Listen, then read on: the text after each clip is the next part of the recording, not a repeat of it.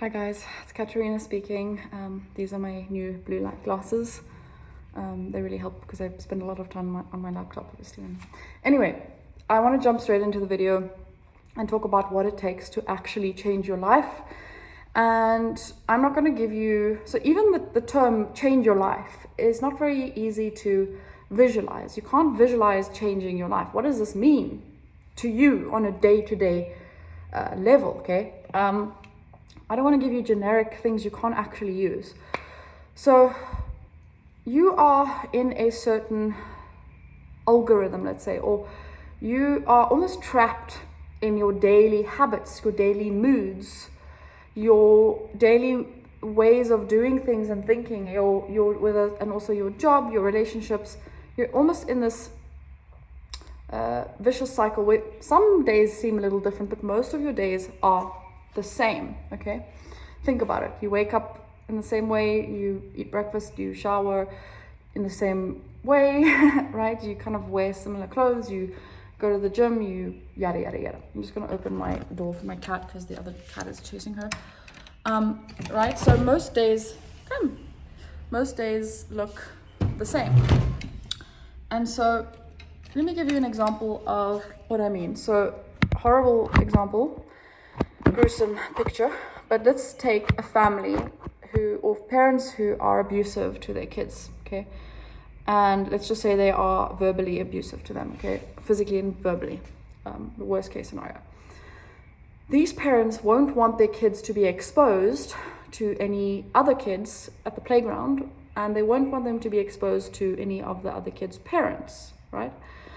Because why? Because this means that there's an opportunity for the kid to speak up and get new information of what is actually right to compare it to their abusive situation at home. So these parents obviously want to keep their kids, keep their life secret.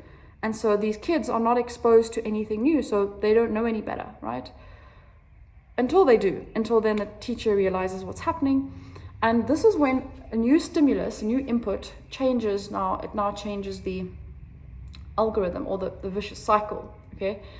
This is the only way change can happen. So what does this mean for you? This means that in order to change your bad habits, your vicious cycle, your dynamic within a family structure even, is you don't necessarily need to move and change environments immediately, although that can have massive, great effects on your life immediately. But it's to change certain things about your day-to-day, whether it's taking a new route to work if you go to a 9-to-5, whether it's going to a different cafe, whether it's meeting up with someone new that you don't really know well and kind of pushing yourself out of your comfort zone. This doesn't have to be, change doesn't happen overnight and in a drastic way. It happens with the micro things. It could be maybe you eat fruit for breakfast instead of bacon and eggs and, like something very fatty. This is what I've been doing, by the way. I've changed my diet radically in the last few weeks and I'm feeling much better at making content again. I'm making more money. I feel incredible. My digestion, my IBS is gone, right? Or basically gone. It takes time to adapt to a new diet, but it's good to, if something isn't working for you, which keto and carnivore and high fat wasn't working for you, you need new input and you need to try something new, right? Small shifts. So this can even look like if you have your own business. Instead of fiddling with your website for hours, which is clearly not working for you, or trying to build an Etsy page, or just sitting and waiting, posting and waiting, maybe you try something new. Maybe you try learning from someone who's maybe done what you want to do and you learn from them, right? Common sense is not so common anymore. Maybe it means you reach out to 3 potential clients a day. That's all, okay? Tiny shifts, okay? And no one's perfect. I'm not perfect. I also run into, I sometimes run into roadblocks, or I kind of know that I'm repeating the same vicious cycle or whatever it is, because the body wants to revert back to what is comfortable, what is safe, okay? This is why it's so hard to change, because your body on a chemical level is actually addicted to your negative moods. So what happens is that, let's say you are used to feeling a certain negative emotion, let's say it's anxiety, you will seek out things to feel more anxious so that you can almost get your fix, okay? Your body is addicted to the chemical release that happens when you feel this emotion, and it's almost getting like it's drug for the day. Okay, so this is why it's so hard to change, because you're addicted to your negative moods, and so you seek out environments that make you feel that negative way so that you can get your fix, and you actually like the negative emotion. You like it. You almost fetishize your pain and your struggles, because maybe subconsciously you think that it will make you more lovable or something. Okay, humans are very complex. In human psychology, well, our brain is not designed to make us happy, right? Our brain is designed to keep us safe. And so if something has been working for you up until a certain point, up until now, you will keep doing it. Your brain will keep saying, well, why would we change if what we've been doing has clearly been working? If this, vicious cycle of guilt, shame, fear, anxiety, envy, lust, whatever it is, has been keeping us safe, why would we change? Okay, so this is why it's so hard to change. But you can change, okay? And it starts with going into a new environment. It starts with having such a clear picture in your head of what you want, and you think about that, not what you don't want, okay? What you focus on also amplifies. I want to give you a last little example of focus. This video is already quite scattered, but gosh, I want to give you this really vile, disgusting example as well, because I think it's such a good example before I finish this video. So in my freezer, well, it's not my freezer, I'm currently house sitting at the moment, but there was I opened the freezer, and it was rotting meat in the freezer, and there were maggots in this freezer, okay?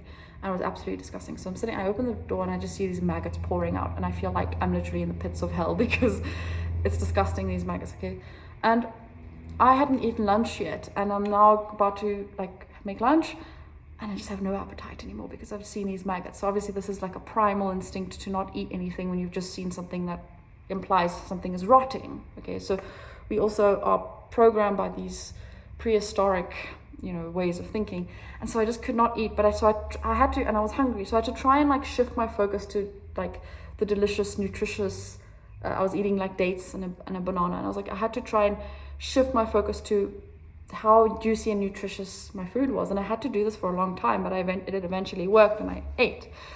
And so this goes for your life too. If something is not working and you're trapped in this negative emotion, try and shift your focus to what you do want to feel, and it's not easy, but it's also easier than you think when you just do it. Okay, I'm going to stop there. To conclude, change isn't something that you don't have to go on this radical, let's say, diet, or this radical 360 change your life. And people do change their lives very drastically, especially when things get so bad that they have to change. But it starts with little things. Try eating a different way. Try going to bed an hour earlier, or half an hour earlier. Try maybe journaling a little bit in the morning. Try telling people about what you're working on and your business. One person a day. Okay, I just started a business, and this is what I'm doing. Help me out. Support me. If anyone who needs this, great. Tiny little shifts, and that's what leads to huge, massive, drastic changes over time. So, hope this helped. My name is Katarina Sakushek. Thanks for subscribing. Drop some deets about how to actually change your life, how to start a business, how to get your first few premium clients, and how to actually change your day-to-day and your behavior so that you can finally be the person that you want to be, right? So you can finally act like the person you want to be to have the life that you desire. Okay, beautiful day. Sending all my love. My name is Katarina, and I'll see you soon.